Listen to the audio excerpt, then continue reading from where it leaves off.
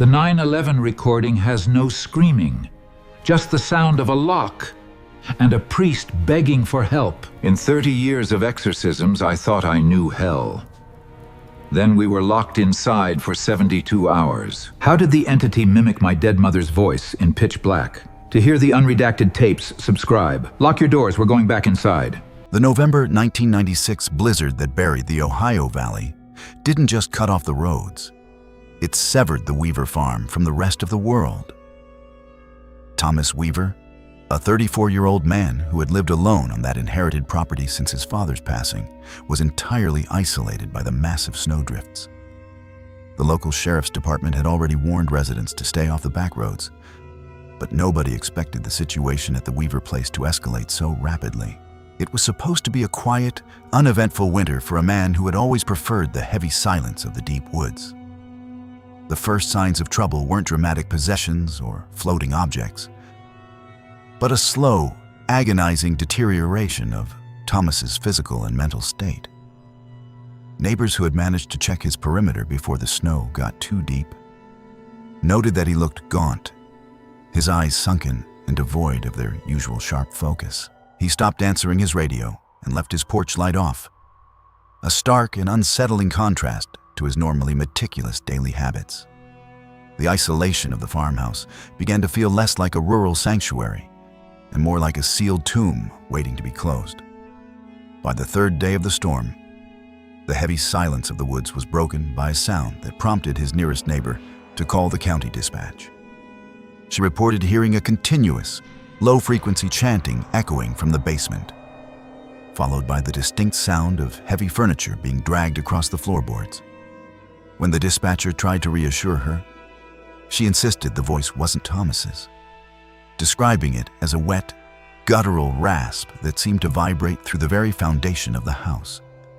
The police logged it as a standard welfare check, completely unaware of the spiritual siege that was already unfolding inside. Deputy Miller was the first responder to brave the unplowed county roads, arriving at the farmhouse just as the sun dipped below the frozen tree line. He found the heavy oak front door dead-bolted from the inside, the windows frosted over so thickly that he couldn't see more than an inch inside. When he knocked and announced his presence, the only response was a sudden, deafening thud from the second floor, followed by the sound of rapid, barefoot pacing. Thomas was alive, but he was trapped in his own home, and the atmosphere around the property felt unnaturally heavy and suffocating. Miller radioed for backup and requested a crisis intervention team, but the bizarre details he relayed over the dispatch channel caught the attention of a local parish priest. Father Harris, who had counseled Thomas a few months prior regarding his increasing paranoia, recognized the specific terminology the deputy was using to describe the noises. He immediately contacted the diocesan bishop, bypassing the standard psychological evaluation protocols and invoking a rarely used emergency provision for severe spiritual attachment. The church didn't send a social worker. They sent Father Michael, a specialist in the Roman ritual, along with a lay assistant. Father Michael and his assistant arrived at the farmhouse just after midnight, fighting through waist-deep snowdrifts to reach the front porch.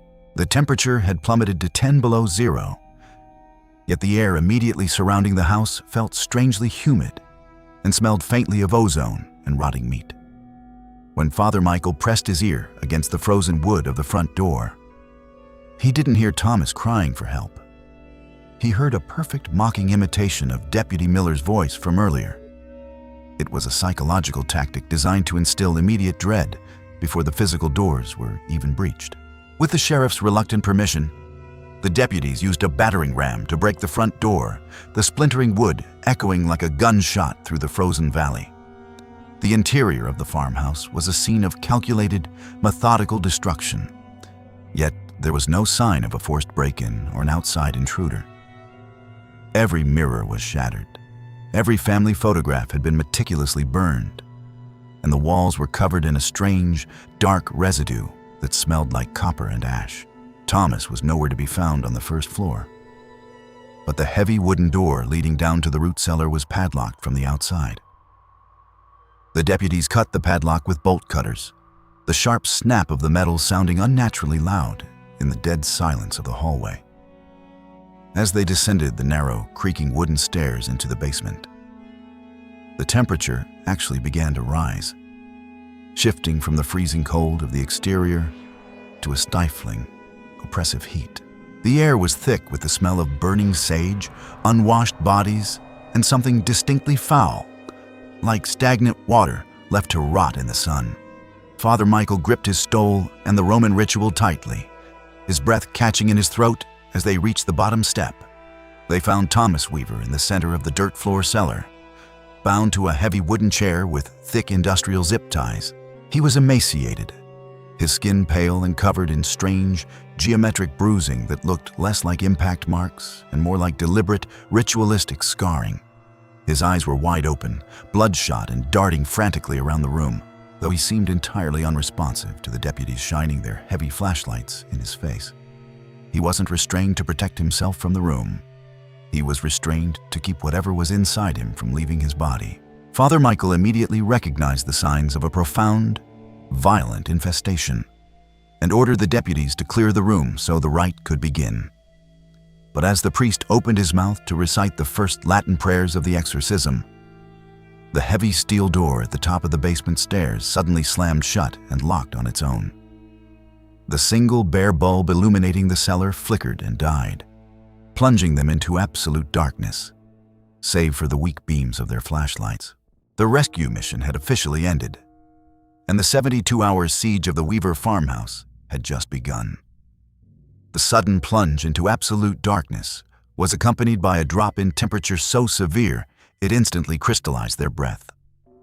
Father Michael fumbled for his flashlight, but the heavy-duty metal casing was freezing to the touch, the batteries inexplicably drained. In the pitch black, the only sound was the ragged, panicked breathing of the deputies and the wet, rhythmic clicking coming from Thomas's direction. They were locked in a subterranean tomb with a hostile intelligence that had just asserted total control over their environment. Refusing to yield to the terror, Father Michael began the Ritual Romanum, his voice trembling slightly before finding its authoritative cadence. He recited the Psalm 54, the Latin syllables echoing off the damp dirt walls, but the entity's response was immediate and deeply unsettling. It didn't manifest as a physical attack, but rather as a localized distortion of sound, making the priest's prayers sound as if they were being spoken backward. The psychological warfare had begun, designed to shatter their concentration and fray their nerves before the physical exhaustion even set in. By hour 6, the entity escalated its tactics, perfectly mimicking the voice of Deputy Miller, who was stationed outside in the freezing blizzard. From the shadows behind Thomas, a voice cried out, "Open the door, Father. It's Miller. We have the backup team. Let us in." The deputies inside the basement hesitated, their flashlights wavering as a wave of desperate hope washed over them.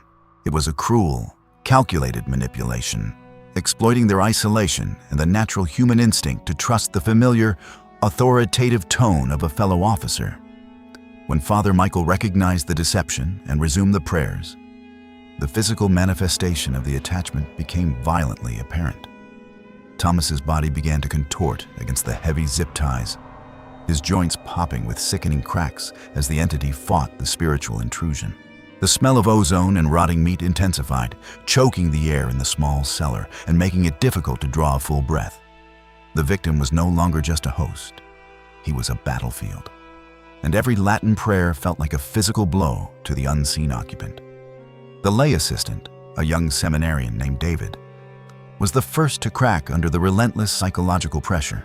The entity shifted from mimicking the deputies to whispering David's deepest, most private insecurities in the voice of his late mother.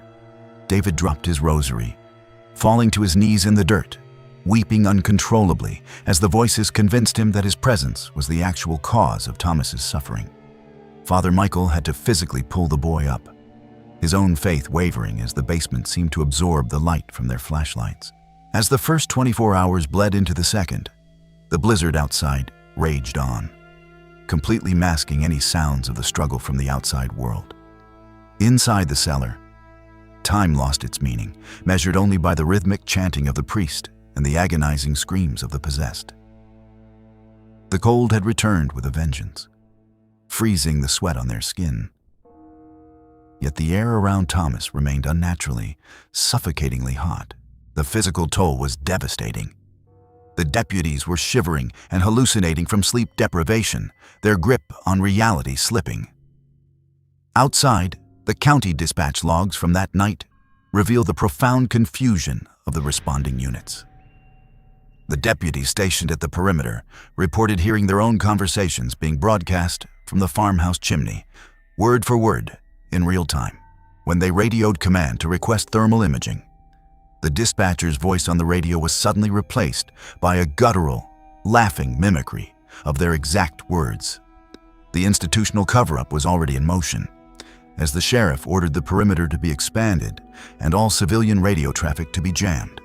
Hour 48 marked the breaking point, captured on the raw, unedited dictaphone audio recovered from the basement floor. On the tape, Father Michael's voice is barely audible over a cacophony of overlapping voices speaking in ancient Aramaic and modern English simultaneously. The entity was no longer just mimicking. It was reciting the priest's own unconfessed sins, detailing events from his childhood that no living person could possibly know. The audio is a harrowing testament to a complete breakdown of the boundary between the physical and the spiritual. The entity's taunts were surgically precise, targeting the specific theological doubts that Father Michael had harbored since his seminary days. It spoke of the futility of the ritual, arguing that the land itself was cursed and that Thomas had willingly opened the door to something far older than the church.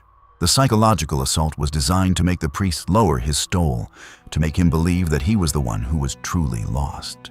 It was a battle of wills, fought not with weapons, but with faith and despair. By the end of the 36th hour, the basement was a scene of utter devastation, the air thick with the smoke of extinguished holy candles and the copper tang of blood. Thomas had stopped screaming, his head lolling forward, his breathing shallow and erratic, while the entity fell into a menacing, heavy silence. Father Michael sat on the dirt floor, his voice reduced to a hoarse whisper, his hands shaking so violently he could barely hold the crucifix. They had survived the initial siege, but the entity was merely conserving its strength for the final, deadliest phase. By the 60th hour, the air in the basement had grown so thick with negative ionization that the deputies' flashlights began to flicker and die, leaving them in a darkness that felt heavy and liquid. Father Michael was no longer praying. He was screaming the rites in a raw, torn voice, his throat bleeding from the strain of 72 hours of continuous vocalization. The entity had stopped mimicking voices and had reverted to a low, mechanical hum that vibrated the fillings in their teeth and caused nosebleeds among the lay assistant and the deputies. It was a war of attrition, and the human participants were rapidly losing their biological capacity to endure the stress. The dictaphone recording from hour 64 is the most disturbing piece of evidence in the archive, capturing the exact moment the physical laws of the room seemed to suspend. On the tape, you can hear a sound like tearing canvas, followed by Thomas Weaver unleashing a scream that is physically impossible for a human vocal cord to produce. A dual-toned, harmonic shriek that peaks the audio meters into the red. The entity was being forced out, not willingly, but through a violent spiritual extraction that felt more like surgery without anesthesia. The temperature in the room spiked to over 100 degrees, instantly fogging the lenses of the deputies' body cameras. Thomas's body went into a state of violent shock, arching backward against the zip ties with enough force to fracture his own vertebrae. The smell of sulfur and rotting meat became so overpowering that one of the deputies vomited inside his mask, breaking the quarantine protocol. Father Michael, blinded by sweat and exhaustion, threw the stole over Thomas's face and commanded the entity to name itself, a final gambit to assert dominance. The response was not a name, but a precise, whispered recitation of the date of the deputy's future death, a psychological parting shot designed to haunt the survivor for decades. Outside, the blizzard had finally begun to break. But the standoff at the perimeter was reaching a boiling point as the state police tactical team arrived to relieve the exhausted local sheriff's deputies. They had received no radio traffic from inside the house for nearly 4 hours, and the thermal imaging drone they launched showed a massive heat signature in the basement that defied explanation. The sheriff, pressured by the diocesan lawyer who had just arrived on the scene, ordered the tactical team to hold their position, claiming it was a hazardous biological containment situation. This delay, captured in the dispatch logs, is the first clear evidence of the institutional cover-up.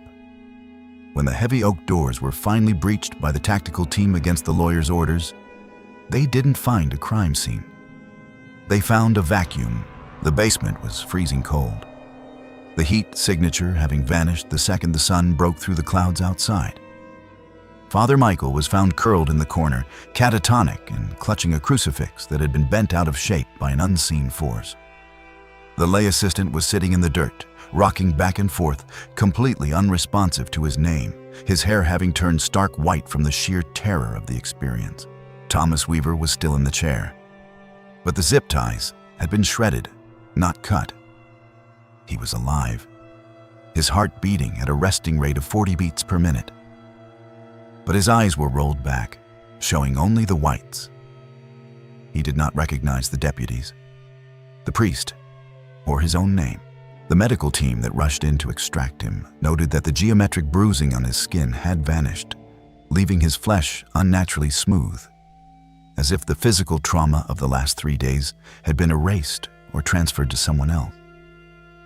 The patient was secured, but the evidence of what had happened to him was already being sanitized. The immediate aftermath was not a medical rescue, but a tactical containment operation disguised as a welfare check.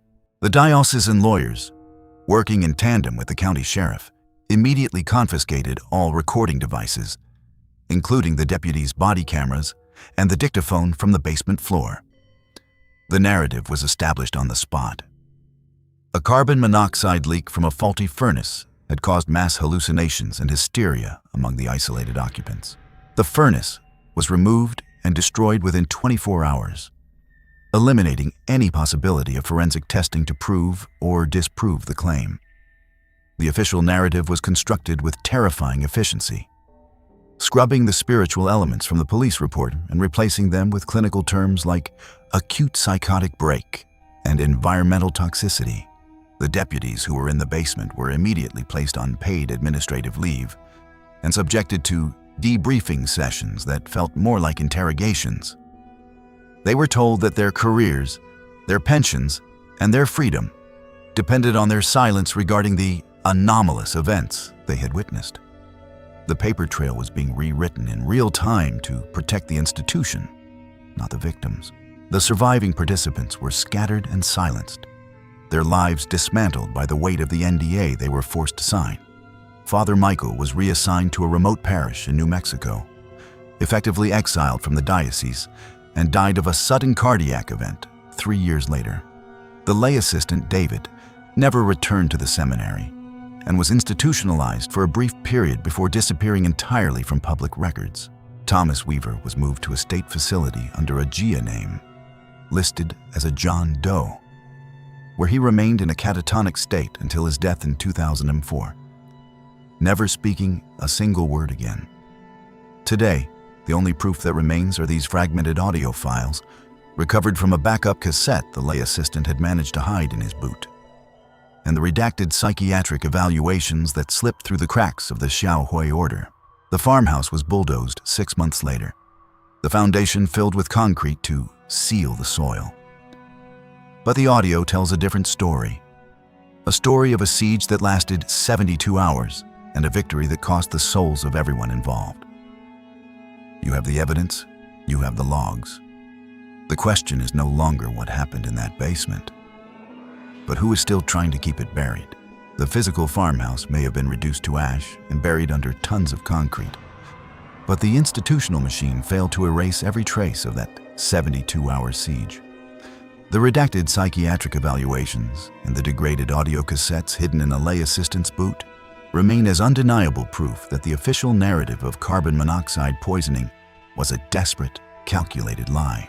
When you listen closely to the final seconds of the dictaphone tape, beneath the heavy static and the priest's exhausted breathing, you can hear the faint, unmistakable sound of the basement door locking from the outside. The entity didn't just mimic the voices of the deputies to keep them from breaking in. It learned how to mimic the silence of the cover-up to ensure it would never be spoken of again. Now that you have reviewed the unredacted evidence and listened to the raw audio from the basement, the decision of what truly happened in the Ohio Valley rests entirely with you. Do you believe the diocese and the county sheriff were simply covering up a tragic mass hysteria event? Or did they pour that concrete foundation to seal something inside that should never have been woken up? Drop your theories in the comments below, and if you want to help us unlock more restricted archives and expose the cases they tried to scrub from history, make sure to subscribe and turn on all notifications. The paper trail doesn't end here, and the next file we are opening is far more disturbing than the last.